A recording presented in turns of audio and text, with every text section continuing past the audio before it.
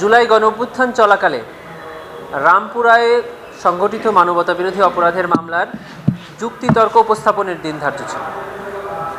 প্রসিকিউশনের পক্ষ থেকে আজকে যুক্তিতর্ক উপস্থাপন সমাপ্ত হয়েছে।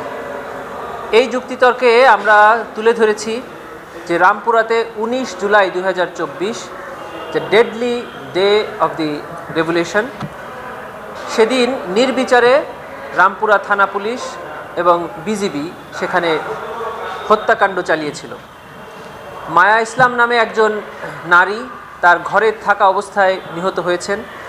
তারই নাতি মুসা খান সে গুলিবিদ্ধ হয়েছেন। সিঙ্গাপুরে চিকিৎসা শেষে এখন বেঁচে আছেন, কোনো মতে কথা বলতে পারে না। নাদিম নিজাম নামে একজন পথচারী, তাকে গুলি করে হত্যা করা হয় এবং আমির হোসেন নামে এক ব্যক্তি পুলিশের গুলির ভয়ে আশ্রয় নিয়ে একটি নির্মাণাধীন ভবনের কার্নিশে গিয়ে লুকিয়েছিল, ঝুলেছিল। পুলিশ সেখানে গিয়ে লক্ষ্য করে তার উপরে 6 রাউন্ড গুলি নিক্ষেপ করে। সে আহত হয়েছে, ট্রাইব্যুনালে সে সাক্ষ্য দিয়েছে।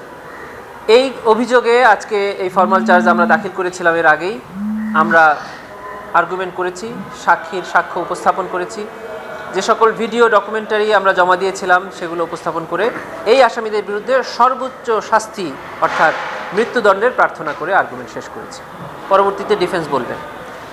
আরেকটি মামলার ফর্মাল চার্জ আমরা আজকে দিয়েছি। এই মামলায় আসামি মোট 8 জন। ঘটনাটি হলো 2016 সালের 25 জুলাই মিরপুরের কল্যাণপুর এলাকায় জাহাজ বিল্ডিং নামে একটি বাড়িতে বাংলাদেশের বিভিন্ন স্থান থেকে কিছু ইসলামী মনোভাবাপন্ন কিশোরদেরকে বিভিন্ন সময় ধরে এনে এখানে বন্দি রাখা হয়। অতঃপর তাদেরকে আটক করে গুম করে নির্যাতন করা হয়।